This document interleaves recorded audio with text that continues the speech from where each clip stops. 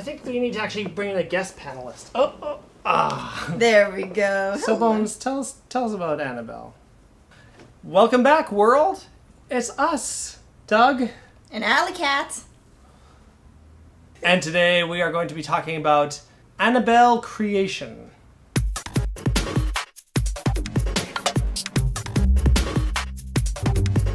Is that Annabelle : creation, or just Annabelle big letters, creation small letters?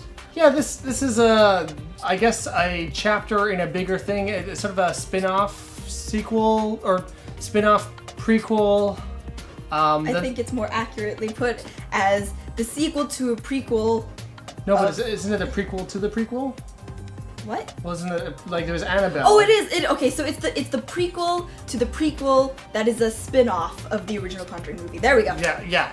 Easy. Why couldn't I figure that out? Yeah, it's about a doll that's haunted, and well, you know, it kind of gets into the backstory of that doll in the movie. We won't ruin anything because it's a new movie. Is it really much of a spoiler? I mean, if you've seen The Conjuring, you kind of do know what Annabelle is. Yeah, only vaguely, because The Conjuring, it has very little to do with Annabelle. They just started talking about it. That's true. They're like, that's Annabelle. What did you think of the movie? I don't have nice things to say.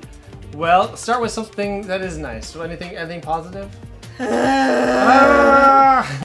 was nice to see the lady who played Eowyn. Oh yeah, what has she done since Lord of the Rings? I'm gonna be honest, I actually have no idea. Well, why did you want to see Annabelle? Okay, well, I liked the original Conjuring movie. It scared the poop out of me because it ruined the way how I sleep. I'll never sleep again. I remember vaguely reading about the movie, how it did better than the original Annabelle movie. I've heard that as well from other reviewing sources. So maybe the other Annabelle may have been a piece of trash. Who knows? Oof. I didn't see it. Me neither. If I had to give some positive criticism to the film, I do feel like there were some pretty legitimate scares, and you know, it's a nice looking movie. It's very well produced and shot, and actually the acting was pretty decent for the most part too, especially since they brought in a lot of young girls for the cast. Yeah. For the kind of movie that it is, and for the age of a lot of the girls, they actually do a really good job. I think that they really do sell it. It seems like competently enough directed. Making a horror film, it is a fine craft. It's a lot about manipulating the emotions and the expectations of your audience, and yeah. I feel like for the most part it did its job.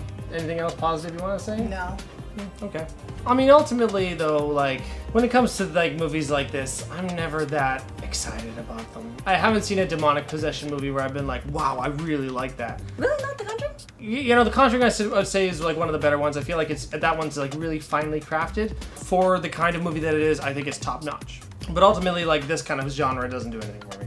Granted, I haven't seen The Exorcist, the actual original one. That's in the list of classic movies that I haven't seen. I haven't either. Which is, that's where the bar is. Everything else wants to try and reach that. But yeah, ultimately, I don't find these movies all that scary. I think for the most part, it's just the same thing of creature in the shadows, turn a corner, dun, creepy atmosphere. So this genre of horror is just not my cup of tea. Some people really like it, it really scares them. It interferes with their sleep. But me, I'm just at the end of it, I'm well, that was exactly what I was expecting. There was no surprises. In this one, I just feel like this was just a by-the-numbers version of one of those movies. If anything, it wasn't ballsy enough for me. Because it was there were some points when certain characters were in peril, and they didn't even have the stones to finish them off. The setup was perfect, but at the end, it's just sort of what was that even for? What was that even all about? If anything, this is kind of a gutless version of it, where it's just we'll kill off the characters that are gonna die. That's it. Well, what are your feelings about it? Good God. Okay, I thought that the lady playing the nun was the weakest actress. Oh, really? I did not like her acting at all. It felt very forced and wooden. I thought she was okay, personally, but... There was especially when, she was supposed to display, religious actions, when she's praying. You know when you're watching a high school play, and obviously these people are not actors? Like that. Oh, well, I wouldn't say it's that bad. I'm okay. I mean, clearly you do, but, woo. They're oh, that happened! There's a lot of references to the previous movies. The demonic nun in the picture. Oh, yeah? Yeah, that's the main thing in the second Conjuring movie. Oh, is it? Okay, because I also heard they're making a Danger Ghost Nun movie. It's themselves, like its own spin-off. So it's sort of like hinting at more spin-offs. What worked for me in The Conjuring is that you had scares where you don't see anything. They're very light threats, and the suspense and the antagonistic qualities start off small and they grow throughout the movie. In the original Conjuring movie, one of the most iconic scenes is the bedroom scene, and you don't see anything throughout the whole thing. And that's what's terrifying, especially to me, is that I don't get to see what it is, and then your imagination gets to fill in the gap and blah blah blah, it makes it scary. Closer to the end, when you actually see the demons, you're like, ah, that's creepy. Okay, I have a lot of criticisms right here. Right from the start, you see it's not just the doll itself, but like the scares that are supposed to build up to the demon, it's skyrocketed up to the atmosphere and then just tried to stay there, and then it couldn't build up to an actual climax. So again, in The Conjuring, when you get to see the face of the demon, I still get goosebumps when I see that face, because I unfortunately sometimes have sleep paralysis, and then I sometimes dream about something crawling up on my bed and sitting on my chest, and that's the face I dream of Bathsheba. That freaks me out, and it's an actual guy in makeup. It's the whole scraggly hair and everything, but unfortunately, when you see the face of the demon, I think it's animated.